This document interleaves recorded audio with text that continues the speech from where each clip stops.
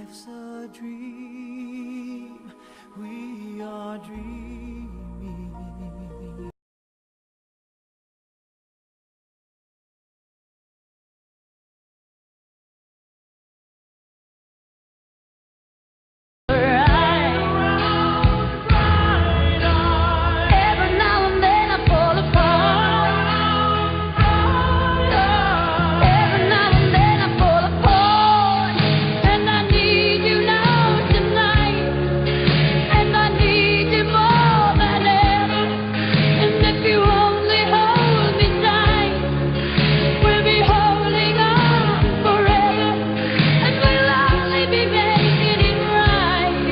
As soon as his hand gripped me, I got very warm and the chills left me, and it was as though my mind could now see and kind of comprehend clearly what was going on. I'll never forget the hand. It was a very rugged-looking hand, and it looked as though it had been through a great deal of work.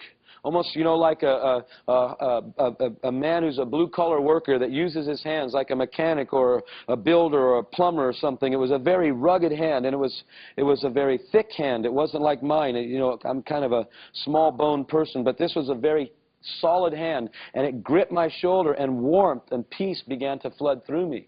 After a few moments, I turned back, and there was the Lord Jesus Christ standing behind me. I don't know how he got in that room, because it was just a small holding cell and the doors behind us were shut. And then all of a sudden he looked me in the eyes. He looked at me very, very sternly. It wasn't like a reproof or conviction, but it was more of just him looking and peering into my life. And the most unusual thing occurred to me. At the very instant I looked at him, his eyes were not brown or green or blue or anything like that. They appeared to be red like fire, and they were just looking clearly through my whole life. Somehow at that moment I was able to realize that him looking at me was actually looking through me, and he knew everything of me. He knew my strengths, he knew my weaknesses, he knew every lie deep down inside of me, he knew every deception, he knew every place that I was afraid and I had compartmentalized. My whole being, by him looking into me, was exposed to me. It was very frightening. It was a very intense moment. I wish I could say that seeing Jesus at that moment made me very happy. It didn't. It made me very fearful. I understand now what the fear of the Lord is because of that experience. I've had the Lord visit me 3 times in my life, the resurrected Christ, and each time he's manifested himself, it was never a tiptoe through the tulips for me. It was always, I wanted to hide under the carpet because, am I here to die? What are you going to do? What do you want from me? It was a powerful manifestation of Jesus. It was not this, we're pals and buddies kind of a thing. I did not see that.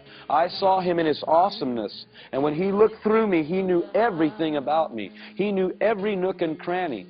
And about a few moments after realizing this, realizing my own depravity, he spoke to me and he looked sternly into my eyes and he said, "Fear not, my son, for death will never hold you." This was unusual to me. And then instantly it was like a kind of a courage flooded through me. I wish I could tell you that I got very bold and preached a great sermon and got everybody saved, but I didn't. It was just courage to go through what was before me. And so these men strapped me down now, and this individual, by the way, before they strapped me down, they asked me one more time, "You can renounce him now." And I said, "No, he's the Lord of all." And I knew that he had saved me in the dream because of the prayer and the thing with that older man. But when I looked at him, I knew now, and I can tell you folks, I know for a certainty, he is the Lord of lords and the King of every king. And I'm telling you, where the scriptures say every knee will bow, every tongue will confess his lordship, whether in heaven, on earth, or under the earth. When I saw him, there is not one knee, there is not one tongue that will not confess his lordship, regardless of what side of the coin they are, when he reveals himself to them. Every knee will bow. Trust me.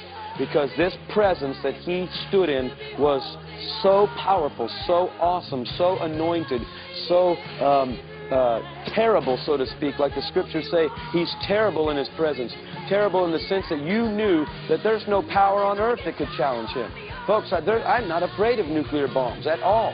I have no fear of nuclear disaster, because I know that the God of the universe that revealed himself to me is greater than any demonstration that man can concoct.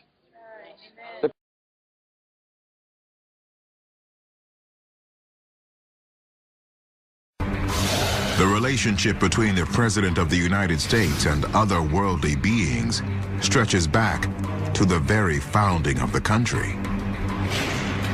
From its earliest days, the U.S. government has been associated with signs, symbols, and allusions to cosmic contact.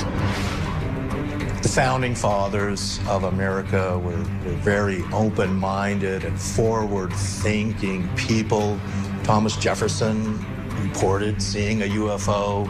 Benjamin Franklin wrote that he believed in life on other planets. Even George Washington had a portrait made of himself that has a UFO in the sky.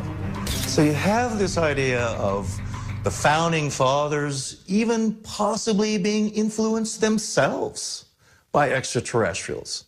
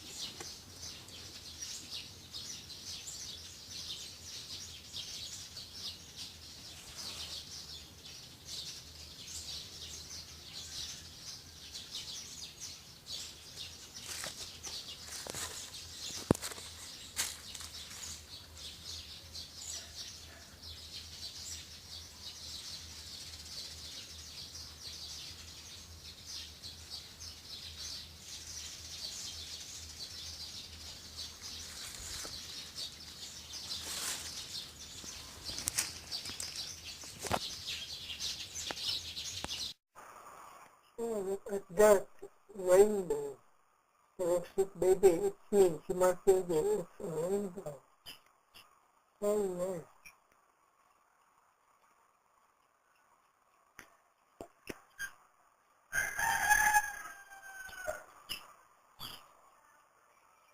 Oh, look, it's a rainbow, yeah?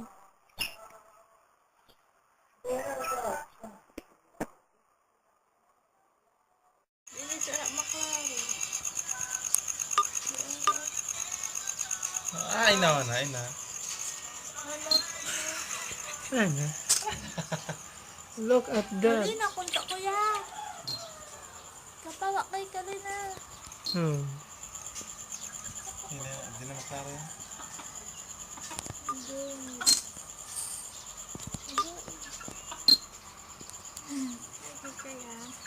Matawag ka, hindi siya tubig.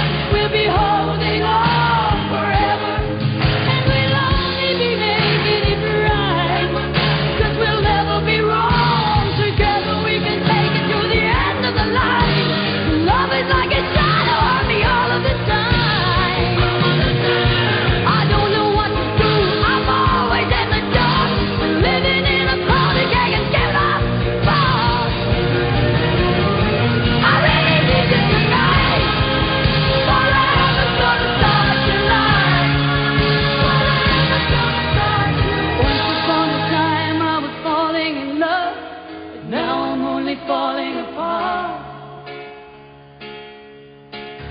Nothing I can do, a total eclipse of the is this burning an eternal flame? And another thing about the kingdom age, it's the best imaginable. The best imaginable stage coming with government.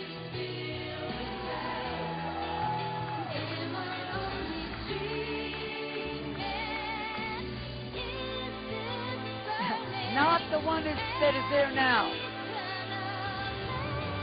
I have been saying God's going to take over the government because his people have finally started coming into agreement. Your will be done your way in our government.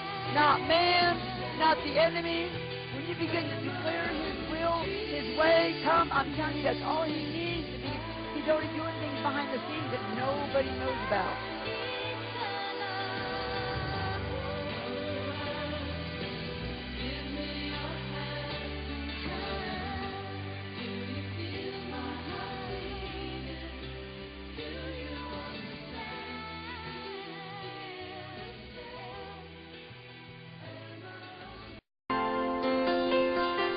Long and lasting love is what I always dreamed of.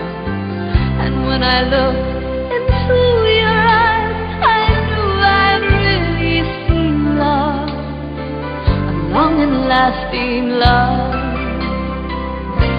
And he's one of the kindest, most beautiful, amazing beings I have ever met. The Father. Beautiful. Beyond description, hair white as wool. It's alive. You want to touch his hair. Just standing in front of him, life flows into you. The living rainbow that moves in waves in and out of him. If you're staying there, you turn the color of the rainbow. If you're staying there by him, if blue and purple coming up, blue, you turn blue, then you turn purple. Okay, whatever color is coming in and out of him, it brings life into you. It's his love. It's his love for you. It's his glory. His glory is his love. He has eyes, blue flames of fire that burn in his head. You can see blue flames of fire out of all the glory coming. You see blue flames of fire that are his eyes. If you ever stand there long enough for that glory to shift and you see his eyes, it's like lightning striking you. 1,000,000 megawatts of love that captivate you, pull you into him. And when you are welcomed home to heaven and he reaches out of that glory and holds you with his arms and says, I am so glad you have come back to me. I've been waiting on you. My heart beats for you. I'm never going to let you go.